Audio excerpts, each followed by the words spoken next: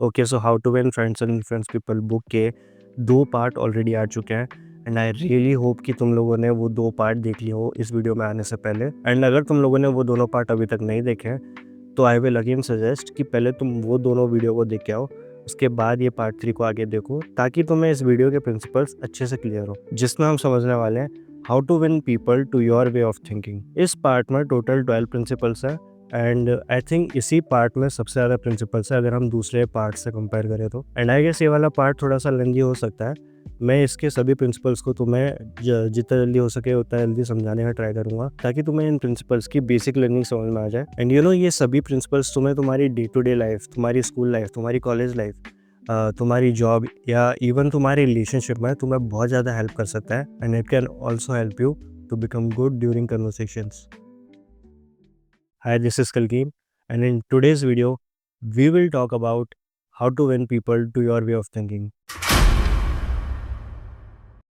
Part 3 का principle 1 है The only way to get the best of an argument is to avoid it.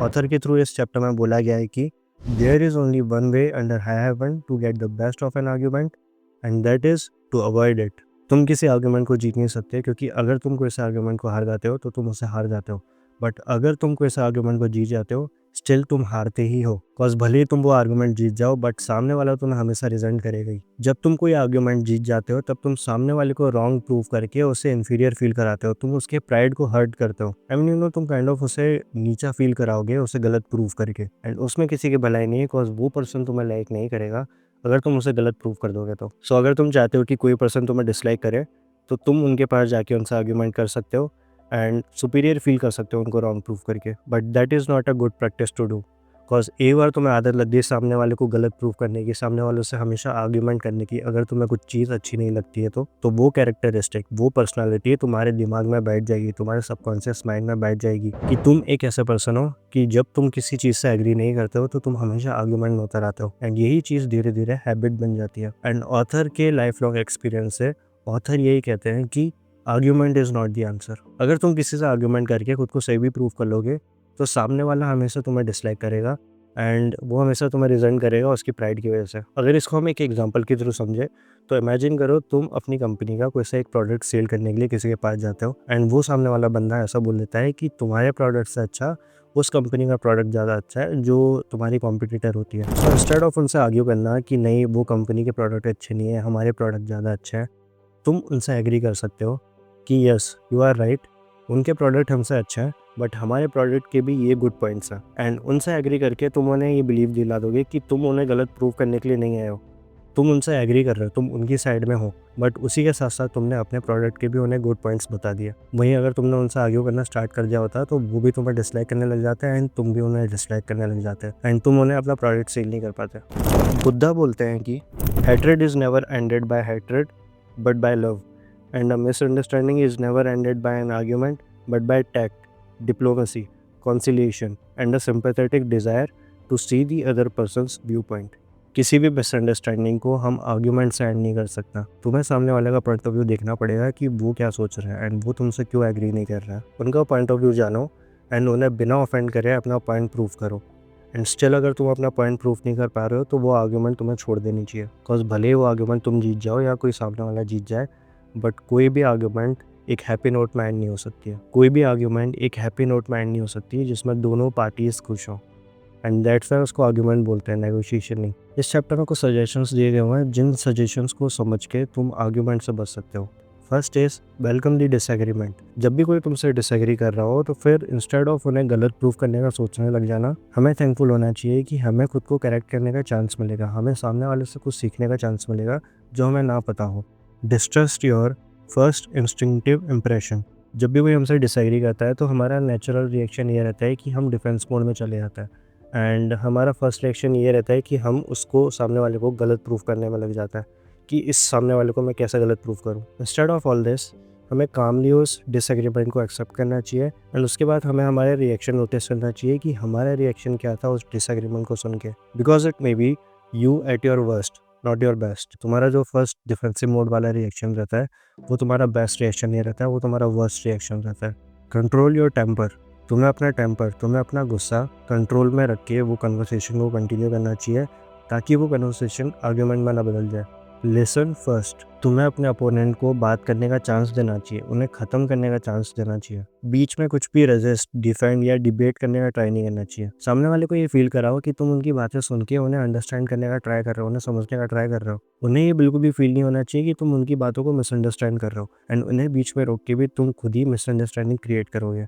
Look for areas of agreement. सामने वाले की बात खत्म हो जाने के बाद तुम उन्हें बता सकते हो कि तुम उनके इन पॉइंट से एग्री करते हो।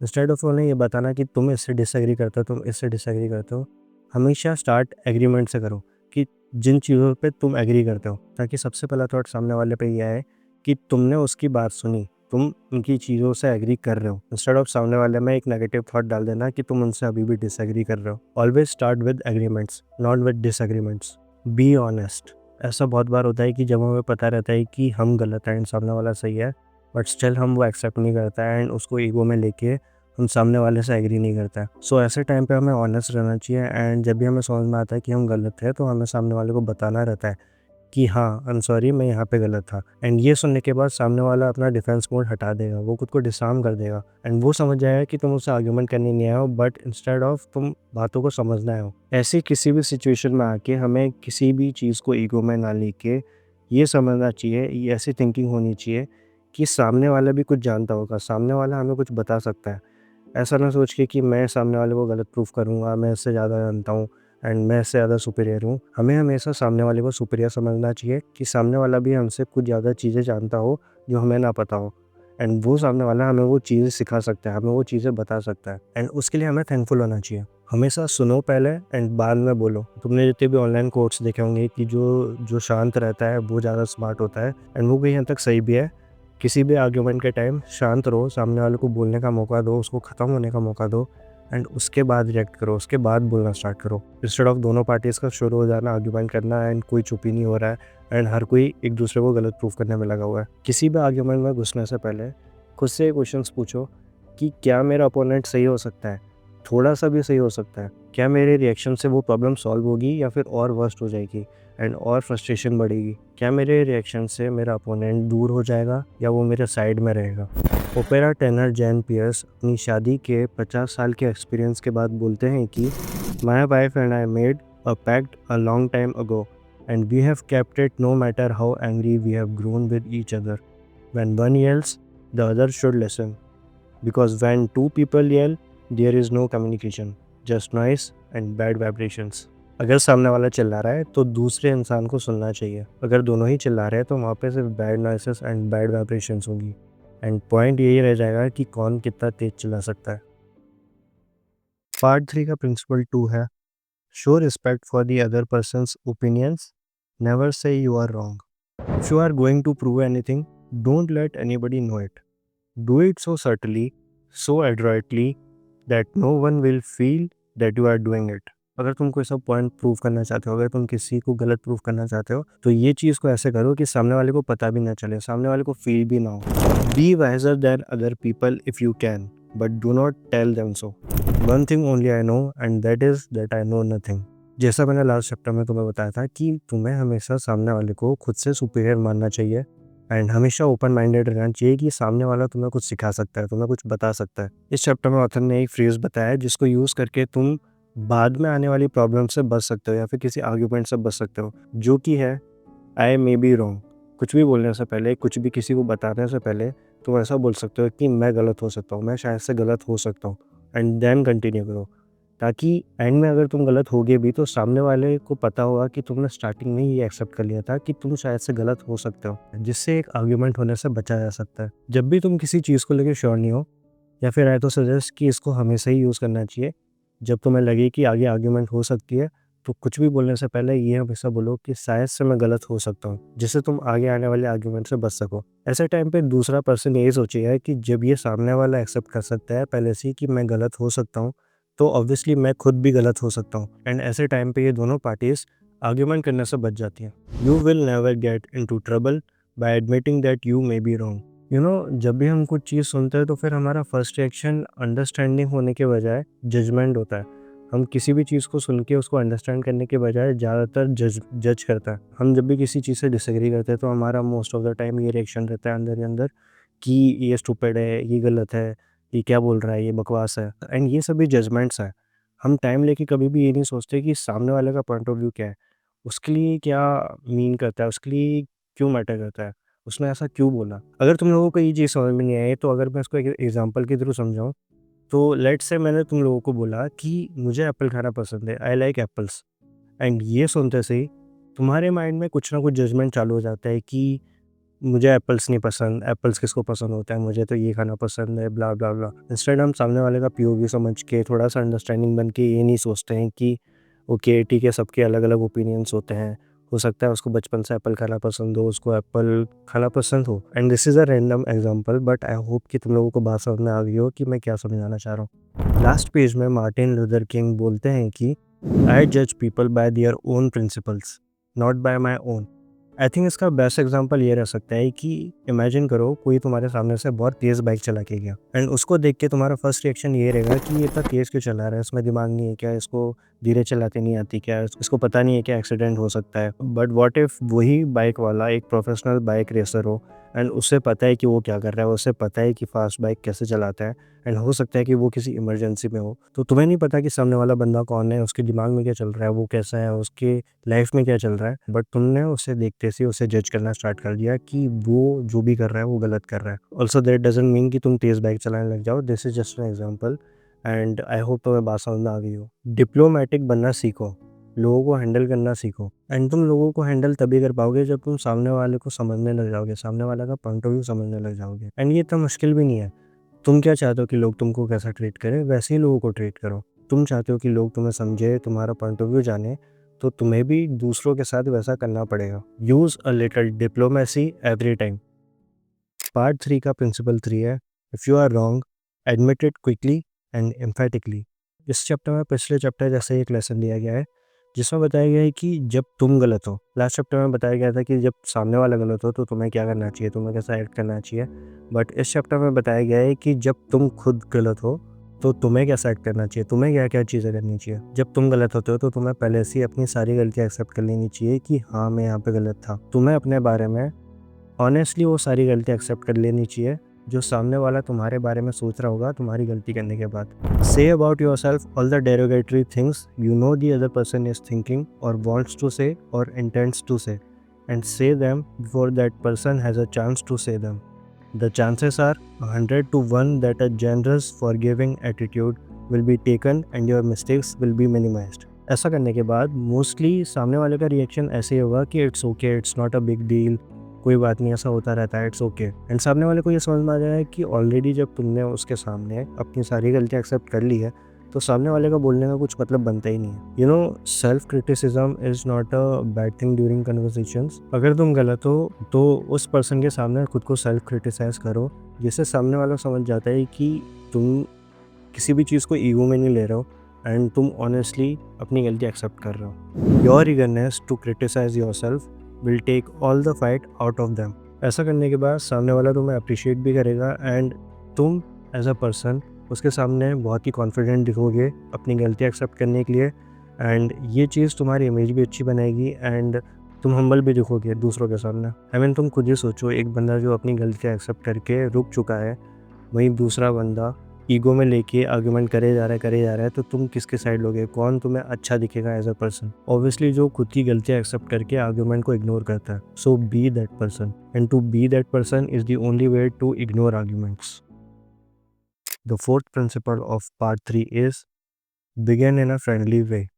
जब तुम्हारा मूड बहुत ज़्यादा ख़राब हो जाता है, जब तुम किसी चीज़ को लेके बहुत ज़्यादा फ्रस्ट्रेट हो जाते हो, तब नॉर्मली हर इंसान अपने मन की पूरी भड़ास निकाल देता है सामने वाले पे। एंड उस टाइम पे रोकना थोड़ा मुश्किल हो जाता है एंड हमें अंदर ही बहुत अच्छा फ़ील होता है कि हम अपनी भड़ास निकाल रहे हैं, हमें हल्का फ़ील होने लग जाता है। बट क्या सामने वाला भी ये सेम चीज़ फ़ील करेगा? क्या हमारे ऐसा करने से वो सिचुएशन थोड़ी ठंडी हो जाएगी, या फिर क्या सामने वाला हमसे एग्री करने लग जाएगा हमारी भड़ास निकलने के बाद? इतना बुक में आगे आ जाने के बाद तुम्हें इतना तो समझ में आ गया होगा कि एंगर, एग्रेशन बिल्कुल हेल्प नहीं करता, बिल्कुल कुछ सॉल्व नहीं करता सामने वाले को तुम्हारा पॉइंट समझने में, सामने वाले को तुमसे एग्री करने में। बट वहीं अगर हम काइंडली एंड फ्रेंडली वे में उन्हें अप्रोच करेंगे किसी चीज़ को लेके, तो हो सकता है कि वो हमारी बात समझ सके। लिंकन 100 साल पहले ऐसा बोल चुके हैं कि a drop of honey catches more flies than a gallon of gall. So with man, if you would win a man to your cause, first convince him that you are his sincere friend. Therein is a drop of honey that catches his heart, which, say what you will, is the great high road to his reason. Lincoln metaphorically इसमें ये समझाना चाहते हैं कि सामने वाले को ऐसा कन्विंस करा दो, सामने वाले को ऐसा बिलीव करा दो कि तुम उसके सिंसियर फ्रेंड हो, तुम उसके फ्रेंड हो, एंड सामने वाला ऐसे ही पिघल जाएगा, वो तुम्हारी हर बात मानेगा. वी ऑल नो दैट जब भी हम किसी नए पर्सन से मिलते हैं तो हम उनसे इन अ फ्रेंडली वे ही मिलते हैं, and that is the right way to approach people in any type of situation. Be their sincere friend, एंड वो भी तुम्हें अपना फ्रेंड मानेंगे. इस चैप्टर में एक एग्जांपल दिया गया है जिसमें बताया गया है कि एक इंसान रहता है जिसका रेंट बहुत ज़्यादा रहता है. वो रेंट से किसी जगह रहता है एंड उसको वो जगह बहुत पसंद रहती है, वो उस जगह को छोड़ना नहीं चाहता, बट उसका रेंट बहुत ज़्यादा महंगा होता है. एंड ये जो इंसान रहता है, ये ऑथर का डेल कार्नेगी का स्टूडेंट रहता है उस टाइम पे. तो वो इस सिचुएशन में यही टेक्निक को यूज़ करता है to help himself. Instead of वो उस घर के ऑनर के पास जाके ऐसा बोलना है कि आपका रेंट बहुत ज़्यादा है, इतना ज़्यादा रेंट कौन रखता है, इसको कम करो, ऐसा करो, वैसा करो, क्योंकि यही सेम चीज़ वहाँ का हर एक बंदा बोल रहा था उस ओनर को. So instead of all that, वो उस ओनर को एक लेटर लिखता है जिसमें वो बोलता है कि मुझे ये घर बहुत ज़्यादा पसंद है, मुझे यहाँ पे रहना बहुत ज़्यादा पसंद है, एंड अगर मेरे पास होते हैं तो मैं हमेशा यहीं पे रहता, बट अनफॉर्चुनेटली मेरे पास यहाँ का रेंट देने के लिए पैसे नहीं है,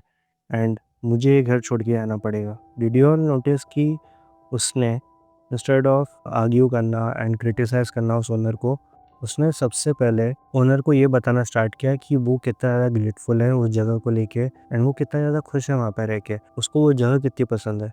उसने ये सारी चीज़ें ओनर को पहले बताई एंड बाद में धीरे से ये टॉपिक बताया कि वो रेंट अफोर्ड नहीं कर सकता एंड उसको ये जगह छोड़ के जानी पड़ेगी, एंड वो कितना ज़्यादा सैड है ये बात को लेके. उसने ओनर को as a friendly way, gently and kindly ये लेटर भेजा, and only because of this owner सिर्फ उसी इंसान का रेंट कम करने का सोचता है. एंड यू नो, ये जो ओनर रहता है ना, ये थोड़ा खड़ूस टाइप का रहता है, एंड अब तक जितने भी लोग वहाँ पे रह चुके हैं उन सब ने उस ओनर को बोला है कि रेंट बहुत ज़्यादा है, बट वो सबको मना कर देता था. बट इस इंसान की उसने सुनी बिकॉज इस इंसान ने बाकी लोगों से अलग टेक्निक यूज़ करी. एंड ऑल्सो वो ओनर उस इंसान से ये भी पूछता है कि मैं यहाँ पे और क्या बेटर कर सकता हूँ, मैं यहाँ पे और क्या डेकोरेशन बेटर कर सकता हूँ जो तुम्हें अच्छा लगेगा. सो तुम उस ओनर का पीओवी समझ सकते हो कि उस ओनर को कितना अच्छा लगा होगा जब सामने वाले ने, जब वहाँ पे कोई रेंट से रह रहा है, उसने उसके घर की तारीफ़ करी, एंड जो फीलिंग उसको ये सुन के आई, उसी फीलिंग को वापस से फ़ील करने के लिए वो उससे ये भी पूछता है कि क्या मैं इसमें और बेटर कर सकता हूँ, ताकि उसको और एप्रिसिएशन मिले उस जगह के लिए, उसकी जगह के लिए जो उसने बनाई है. ऑथर ने इस चैप्टर में एक बहुत सही एग्जांपल दिया है जिसमें वो बताते हैं कि विंड और सन की लड़ाई हो रही होती है. धरती पे खड़ा हुआ एक इंसान रहता है जिसने कोट पहना हुआ होता है, एंड वो दोनों लड़ाई ये करते हैं कि कौन सबसे पहले उसका कोट उतरवा पाएगा. सो विंड जो होता है वो सन को बोलता है कि मैं इसका कोट सबसे पहले उतरवा सकता हूँ, एंड वो अर्थ पे बहुत ज़्यादा तेज़ आंधी लेके आता है एंड बहुत तेज़ हवा करता है. तो जितनी तेज़ वो हवा कर रहा था उतनी ही तेज़, उतना ही टाइट वो इंसान अपने कोट को पकड़ लेता है ताकि उसका कोट ना उड़ के चले जाए. एंड ऐसे ही करते करते विंड जो होती है वो गिव अप कर देती है. उसके बाद फिर सन ट्राई करता है उस आदमी से अपना कोट उतरवाने का, एंड सन बस क्लाउड्स के ऊपर से निकल के उस आदमी के ऊपर रोशनी करता है, एंड धूप आने के बाद वो आदमी अपना कोट उतार देता है. ऐसा हो जाने के बाद सन फिर विंड को बोलता है कि gentleness and friendliness were always stronger than fury and force. First principle of part 3 is get the other person saying yes yes immediately. ये वाला जो चैप्टर है ये सेल्समैन, बिजनेसमैन एंड जो लोग प्रोफेशनल होते हैं उनके लिए ज़्यादा यूजफुल हो सकता है. इस चैप्टर में एक मेथड बताई गई है जिसका नाम है सोक्रेटिक मेथड. इस मेथड का यूज़ हम तब करते हैं जब सामने वाले को हमें एग्री करवाना हो खुद से, एंड वो हमसे एग्री ऐसे करेगा कि हम उससे ऐसे क्वेश्चंस पूछेंगे जिसका आंसर वो सिर्फ यस में ही दे, एंड उसके पास नो बोलने का ऑप्शन भी ना हो. आई मीन उसका रिप्लाई जो भी रहेगा स्टार्टिंग में वो सिर्फ पॉजिटिव रहे, नेगेटिव ना रहे. लेट्स से मेरा एक दोस्त है एंड मैं चाहता हूँ कि वो दोस्त मेरे साथ जिम आए क्योंकि मैं अकेला जिम नहीं आना चाहता. तो इंस्टेड ऑफ मैं उससे डायरेक्ट पूछना है कि तू मेरे साथ जिम चल, क्योंकि वो सुनने के बाद वो डायरेक्ट मना कर सकता है एंड उसके पास एक्सक्यूजेस रह सकते हैं कि नहीं मेरे को जिम नहीं आना, मेरे को आलस आता है, मैं कंसिस्टेंटली नहीं आ पाऊँगा जिम एंड ऑल, जो भी अदर एक्सक्यूजेस होते हैं लोगों के पास, वो दे सकता है. बट इंस्टेड ऑफ उससे डायरेक्ट ऐसे पूछ लेना, मैं उससे अगर ऐसे क्वेश्चंस पूछूं जिसका आंसर वो सिर्फ यस ही दे सकता है। जैसे कि मैं उससे क्वेश्चन पूछूं कि क्या तू मसल गेन करना चाहता है, क्या तू दूसरे लोगों को अट्रैक्ट करना चाहता है, क्या तू कॉन्फिडेंट फील करना चाहता है खुद के लिए, तो मोस्ट ऑफ द पीपल उसका रिप्लाई यस में ही करेंगे। तो व्हाट दिस बुक सेज कि अगर कोई सामने वाला यस और नो बोल रहा है तो वो सिर्फ यस और नो बोलने का काम नहीं कर रहा है, उसके अंदर इंटरनली वो एक डिफेंस मोड को क्रिएट कर देता है। जब वो नो बोलता है तो वो एक डिफेंस मोड को क्रिएट कर देता है एंड वो उसकी सोच ऐसी हो जाती है कि सामने वाले से हम एक नेगेटिव कन्वर्सेशन कर रहे हैं एंड जिससे हम एग्री नहीं करते हैं, एंड जो भी टॉपिक स्टार्ट हुआ है उससे हम एग्री नहीं करने वाले हैं, उसकी मेंटेलिटी ऐसी हो जाती है। एंड वहीं अगर कोई सामने वाला यस बोलना स्टार्ट कर दे किसी भी कन्वर्सेशन में, तो उसकी मेंटेलिटी में जो डिफेंस मोड होता है वो एक तो हट जाता है, ऊपर से वो हमसे एग्री करने लग जाता है। उसकी मेंटेलिटी ऐसी हो जाती है कि ये जो टॉपिक चल रहा है, ये जो कन्वर्सेशन चल रहा है अभी, वो कन्वर्सेशन पॉजिटिव है, उसके लिए पॉजिटिव है एंड वो जो भी कन्वर्सेशन चल रहा है उससे एग्री कर रहा है। तो ये सोक्रेटिक मेथड हमें ये समझाता है कि अगर तुम चाहते हो कि कोई सामने वाला तुमसे एग्री करे किसी टॉपिक पे, तो उसे सामने से यस ही बुलवाओ, उसके सामने से रिप्लाई यस ही आनी चाहिए स्टार्टिंग में, एंड वो सामने वाला तुमसे एग्री करना चाहिए स्टार्टिंग से ही। अगर वो स्टार्टिंग से ही तुमसे एग्री करेगा तो चांसेस बढ़ जाते हैं कि वो एंड तक भी तुमसे एग्री करे। In talking with people, don't begin by discussing the things on which you differ, begin by emphasizing and keep on emphasizing the things on which you agree. Keep emphasizing, if possible, that you are both striving for the same end and that your only difference is one of method and not of purpose. Get the other person saying yes, yes at the outset. Keep your opponent, if possible, from saying no. ऐसी चीज़ें discuss करो जिस पे तुम दोनों agree करते हो and जिस पे तुम दोनों हाँ कहो। अगर तुम ऐसे टॉपिक पे बात करोगे जिस पे सिर्फ तुम एग्री करते हो एंड सामने वाला नहीं, तो you have already lost him और her. I know it's kind of weird but मैं इसको जितना सिंपल फॉर्म में समझा सकता हूँ उतना सिंपल फॉर्म में मैं समझा रहा हूँ। एंड इसका बेसिक मतलब यही है कि जैसे ही तुम सामने वाले को नो बुलवा देते हो, तो वो सिर्फ नो नहीं बोल रहा है, वो अंदर से पूरा रिजेक्शन मोड में चले जाता है। उसकी कंडीशन ऐसी हो जाती है कि उसको बस सामने वाले को रिजेक्ट करना है आगे। उसकी मेंटेलिटी ऐसी हो जाती है, उसके साइकोलॉजिकल पैटर्न्स ऐसे हो जाते हैं कि वो रिजेक्शन मोड में चले जाता है एंड चांसेस ऐसे हो जाते हैं कि वो आगे जाके भी तुमसे एग्री नहीं करेगा। एंड वही अगर तुम उसे यस बुलवाना स्टार्ट कर दोगे तो वो तुम्हारे लिए ही बेटर होगा। इस चैप्टर के लास्ट में एक चाइनीज कोट दिया गया है जो कि है, he who treads softly goes far. Principle 6 of part 3 is let the other person do a great deal of the talking.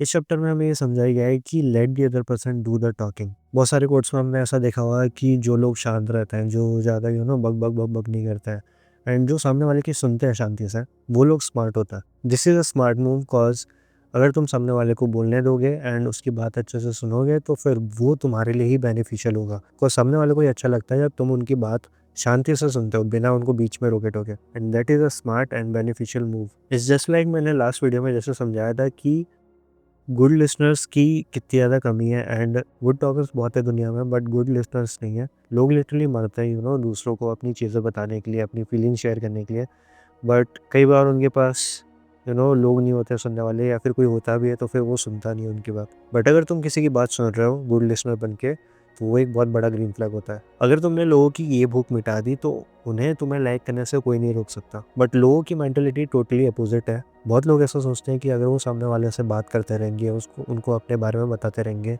And पूरा टाइम वही बात करते रहेंगे, सामने वाले को कुछ बोलने नहीं देंगे, तो सामने वाला उन्हें लाइक करने लग जाएगा। सामने वाले से क्वेश्चंस पूछो, उनको अपने बारे में बताने दो एंड जब सामने वाला तुम्हें कुछ बता रहा होता है एंड उनकी किसी बात से जब तुम डिसएग्री करते हो, तो तुम्हें बहुत ज़्यादा टेम्पटेशन होती है अंदर से कि तुम उन्हें बीच में इंटरप्ट करके बताओ कि तुम उससे इस चीज़ से डिसएग्री करते हो। That thing is dangerous.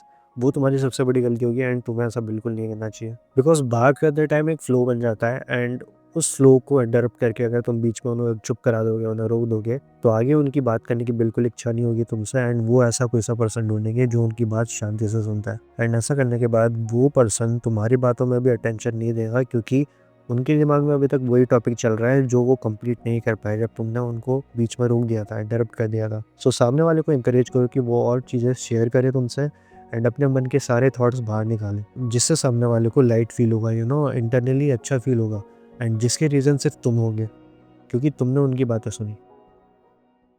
Principal 7 of part 3 is let the other person feel that the idea is his or hers. Now this chapter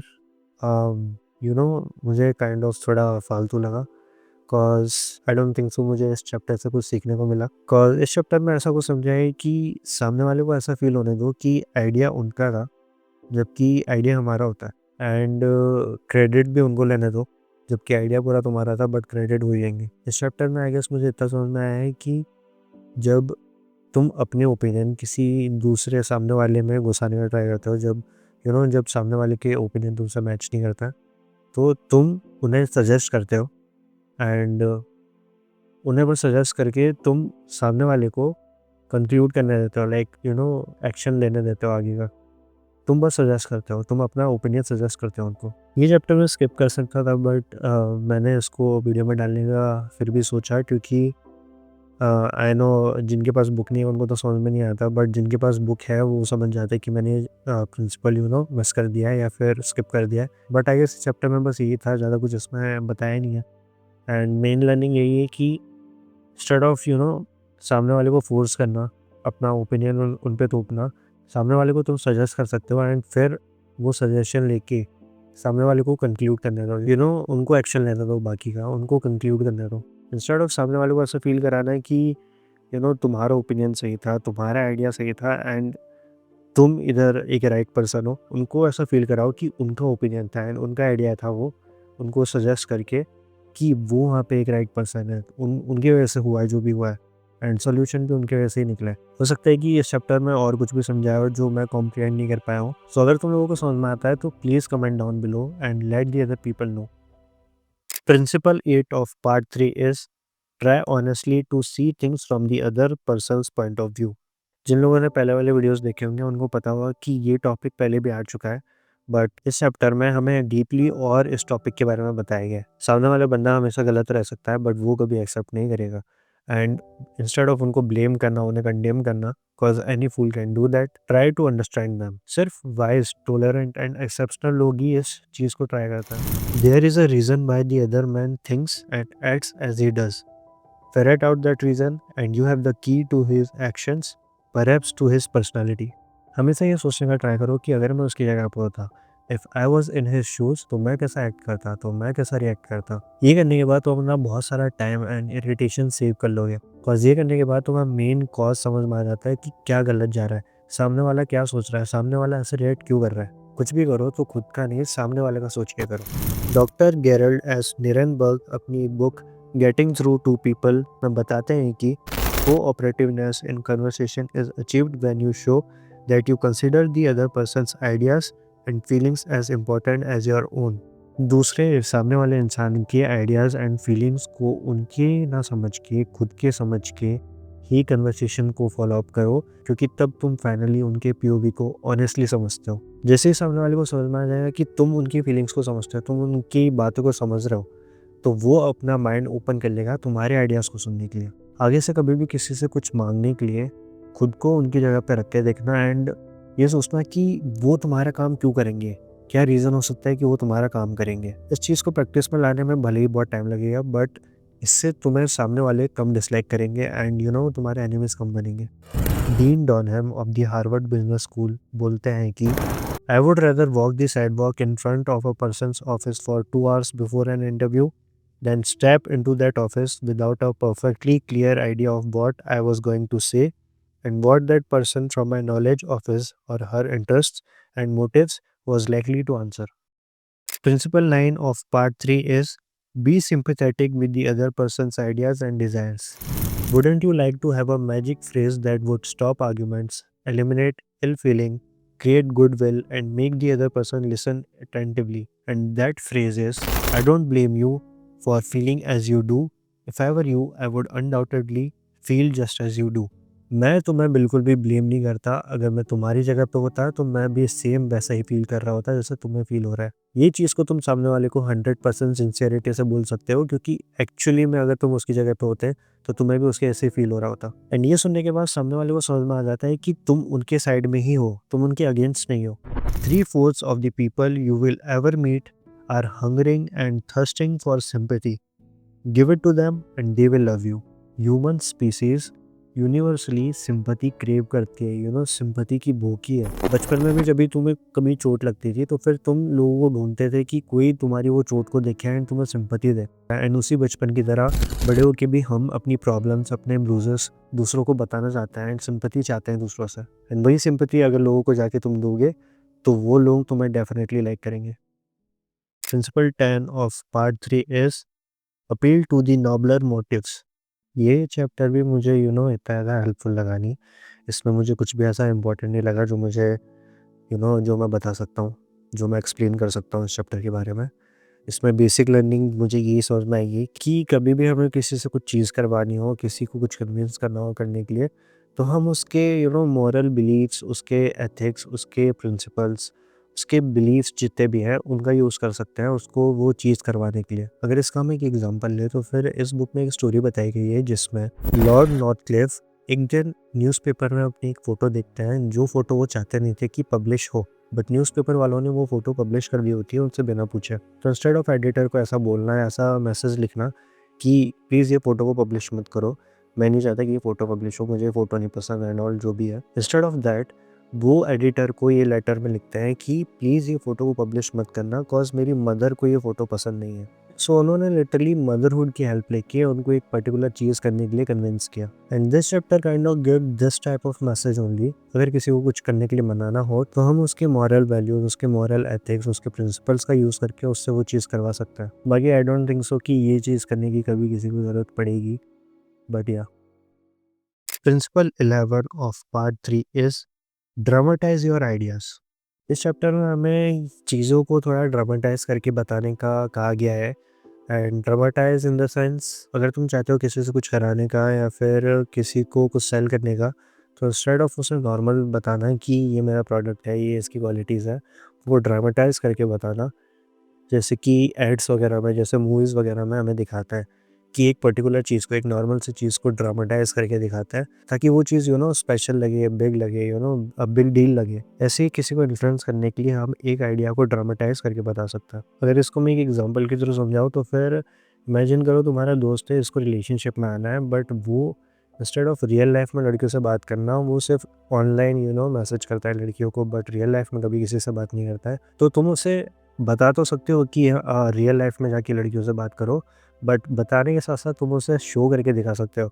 and तुम उसके सामने किसी और लड़की से बात करके उसको दिखा सकते हो कि खुद को इंट्रोड्यूस कैसे करा जाता है, कैसे किसी लड़की से बात करते हैं, कैसे इन रियल लाइफ लड़की से बात की जाती है। एंड उसके सामने ये शो करके तुमने इस सिचुएशन को ड्रामेटाइज करके उसको ये चीज़ समझा दी, जिसकी वजह से वो इंसान तुम्हारी बात डेफिनेटली सुनेगा, क्योंकि तुमने उसको लिटरली शो करके दिखा दिया। जैसे हम जब किसी इंसान को प्रपोज करते हैं तो हम उस इंसान को सिर्फ आई लव यू ना बोल के प्रॉपरली नील डाउन होके प्रपोज करते हैं, एंड उसे ही शोमैनशिप बोलते हैं, उसे ड्रामेटाइजेशन बोलते हैं। इंस्टेड ऑफ उन्हें सिर्फ बोलना, उन्हें करके दिखाओ, उस चीज़ को एक्शन में ला के दिखाओ। ये करने से तुम्हें एक एक्स्ट्रा पॉइंट मिलेगा एंड सामने वाले को तुम्हारी बात और अच्छे से समझ में आएगी। ड्रामेटाइजेशन करके एंड एक चीज़ को एक्शन में ला के तुम सामने वाले का अटेंशन ग्रैब कर लेते हो, जिससे सामने वाला तुम्हारी बात को और कंसंट्रेशन के साथ सुनता है। 12th principle of part 3 is throw down a challenge. ये चैप्टर का यूज़ तब आएगा जब इस चैप्टर के पहले जो भी चीज़ें तुमने अब तक सीखी है, वो चीज़ें अगर तुम्हें काम नहीं आती है, वो चीज़ें अगर वर्क नहीं करती है, तो ये चैप्टर तुम्हारी लास्ट होप रहेगा। बिकॉज इस चैप्टर में समझाया है कि तुम एक चैलेंज क्रिएट कर सकते हो। Like for an example, Charles swab का एक मिल मैनेजर था जिसके लोग उनका कोटा पूरा नहीं कर रहे थे काम का। एंड स्वाब अपने मैनेजर से पूछता है कि काम उतना पूरा हो क्यों नहीं पा रहा है, इतना होना चाहिए। एंड मैनेजर उसका रिप्लाई करता है कि आई डोंट नो, मैंने इन लोगों को समझा के ट्राई कर लिया, मैंने इन लोगों को डांट के ट्राई कर लिया, मैंने इन लोगों को फायर करने की डर से भी समझा के देख लिया, बट स्टिल ये लोग समझ नहीं रहे। तो जब दोनों ही बात कर रहे थे तो फिर उनके पास से एक बंदा गुजरता है जो उधर काम कर रहा होता है। तो साहब उसको रोक के पूछता है कि how many heats did your shift make today. And वो इंसान रिप्लाई करता है कि 6। तो स्वाब ये सुनने के बाद उधर के फ्लोर में चौक से एक बहुत बड़ा 6 लिख के चले जाता है। एंड फिर नाइट शिफ्ट वाले लोग आते हैं जो रात को काम करते हैं, एंड वो अपना काम पूरा कंप्लीट करने के बाद उस 6 को मिटा के 7 कर देता है। एंड फिर वही डे शिफ्ट वाले एंड स्वाब भी उस फ्लोर में देखते हैं कि वो 6 का 7 हो चुका है। तो वो डे शिफ्ट वाले फिर और ज़्यादा मेहनत से काम करने के बाद उस 7 को मिटा के 10 लिख देते हैं वहाँ पे। एंड तुम सभी समझ गए होंगे अभी कि ये स्वाब ने वहाँ पे 6 लिख के कॉम्पिटिशन क्रिएट कर दिया, एक चैलेंज क्रिएट कर दिया था।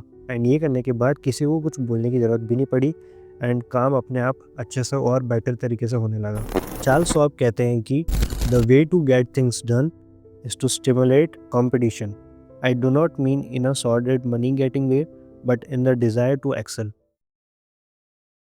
फाइनली हमारा पार्ट 3 भी अब कंप्लीट होता है, एंड आई रियली होप कि ये सभी प्रिंसिपल्स को याद करने के साथ साथ तुम रियल लाइफ में भी यूज़ करो ताकि तुम्हें रिजल्ट्स दिखना स्टार्ट हो। एंड अब बस पार्ट 4 बचा है जो कि होगा about how to be a leader.